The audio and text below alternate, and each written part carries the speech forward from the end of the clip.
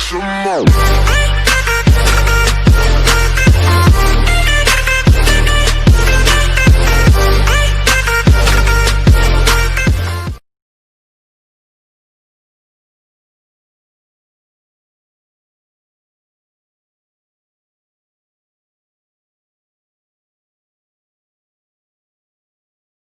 Muy buenas chicos, bienvenidos al nuevo vídeo, espero que lo disfrutéis, lo apoyéis y lo compartáis. No me voy a enrollar mucho diciendo que hace mucho tiempo que no traigo vídeo, tal. Este vídeo va a ser dedicado a la asignatura de latín. Voy a hablar sobre la oratoria. ¿Se está viendo al revés? Aquí pone la oratoria. Y bueno, voy a hablar sobre la oratoria, las características, los orígenes, la oratoria contra la retórica y el desarrollo cronológico, principales autores y obras. Lo voy a hacer mayormente de cabeza, porque para algo me lo he estudiado. Aunque seguramente miraré un poco las chuletillas, el esquema que me he hecho. Pero bueno, y un saludo, Eduard, si estás viendo este vídeo.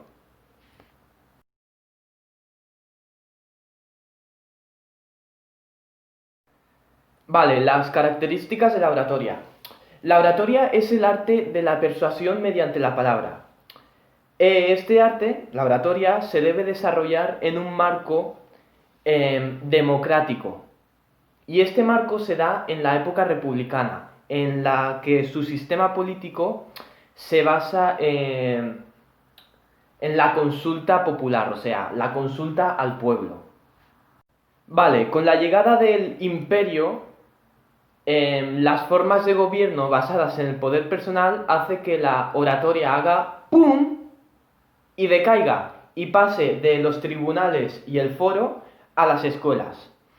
Y también con el fin del sistema republicano y la llegada de Augusto al poder hace que la oratoria completamente desaparezca. Pero en las escuelas la retórica se sigue manteniendo con una finalidad educativa.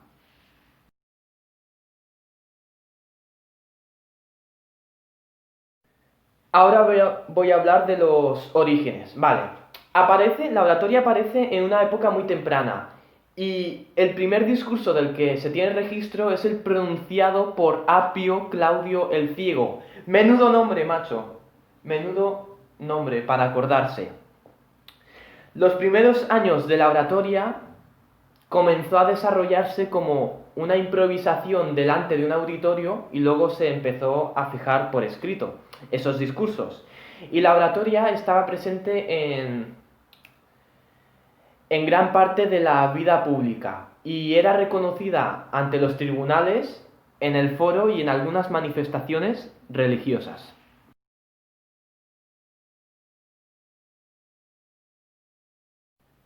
Ahora hablaré sobre la oratoria contra la retórica. A ver, la oratoria es un instrumento muy útil para conseguir cargos públicos y también se convierte en un instrumento educativo muy importante porque se enseña a la gente a hablar, básicamente. En el siglo II antes de Cristo, la retórica aparece en Roma, pero había aparecido previamente en Grecia en el siglo V a.C. Ya sabéis, en Roma aparece siempre luego. Siempre aparece antes Grecia. Siempre aparece antes Grecia. ¿Y la retórica qué es? Pues la retórica es el arte del discurso y tiene unas normas para su buen desarrollo. Y tiene 5 partes esenciales, que las voy a decir ahora. ¿Y cuáles son esas 5 partes de la retórica? 1. Inventio. ¿Qué es el inventio? Diréis. Es la búsqueda de argumentos apropiados y probatorios. 2. Dispositio. Distribución de esos argumentos siguiendo un plan apropiado, o sea, siguiendo X pautas. 3. Elocutio. Elección de las formas más elegantes para expresar las ideas que se quiere decir en el discurso. 4. La memoria, capacidad de recordar cada cosa en el lugar apropiado. O sea, esto lo digo aquí, esto lo digo aquí y esto lo digo aquí. Y último, el actio, que es todo lo relacionado con los gestos y con el tono de voz. O sea, no es lo mismo de hola, me llamo Pepe, en plan, hola, me llamo Pepe, soy no sé qué. También el discurso tiene 5 partes. ¿Qué partes son? 1, la introducción. 2, exposición del asunto. 3, aportación de argumentos. 4, refutación. Y 5, conclusión. Según la finalidad del discurso, hay 3 géneros de elocuencia. 1, judicial. 2, deliberativo. Y 3, demostrativo. Y hay 3 escuelas de retórica, que es la ticista. Esta escuela da más importante al fondo que a la forma. Luego está la escuela asiana, que da más importancia a la forma que al fondo. Y luego está la rodia, que da más... Y luego está la rodia, que es un equilibrio entre la forma y el fondo. Espero que quede claro.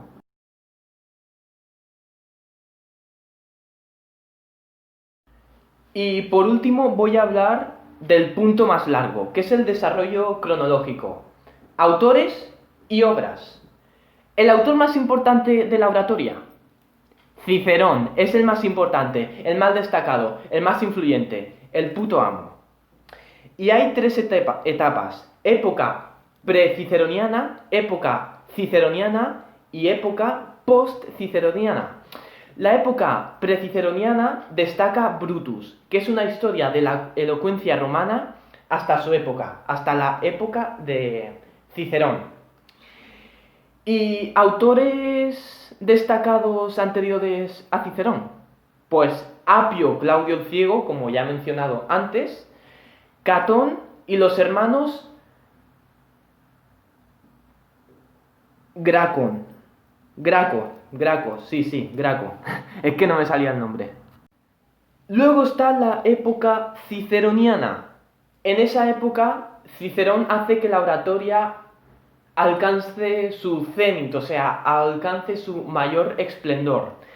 Y en el siglo I antes de Cristo, siempre antes de Cristo, serán las condiciones sociopolíticas favorables para su desarrollo.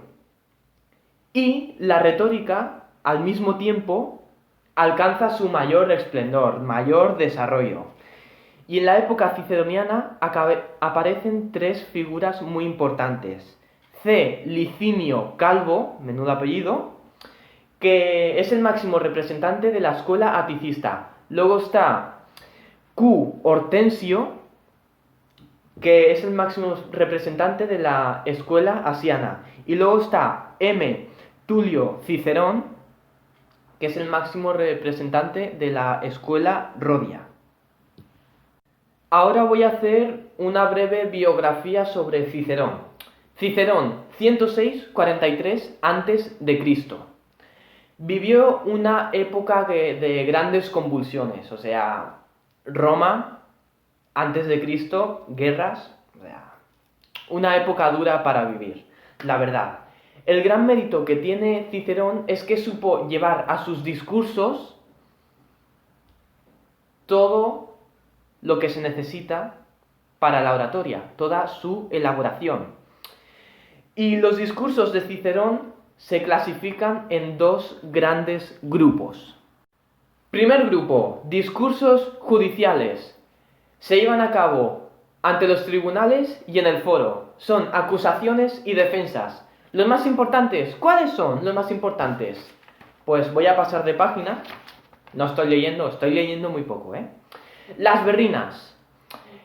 En las berrinas, ¿qué hace Cicerón? Defiende a los sicilianos contra Verres, que no me salía el nombre, exgobernador de Sicilia, quien expolió la isla y a sus ciudadanos. ¿Y qué consigue Cicerón? Pues Cicerón consigue su condena. Cicerón consigue que condenen a Verres. Y luego está en defensa del poeta Arquías. Cicerón hace un elogio de las letras en general y de la poesía en particular. Y el otro gran grupo son los discursos políticos, que se dan durante el desempeño de algún cargo público en el Senado, curia o foro. Y dentro de los discursos políticos se encuentran dos apartados importantes. Uno, catilinarias, no catalinarias, catilinarias. Son 4 discursos pronunciados ante el Senado y el pueblo de Roma en el 63 a.C. para desenmascarar el intento de golpe de Estado de Catilina, no Catalina, Catilina. ¿Qué consigue Cicerón, que es un grande en la oratoria?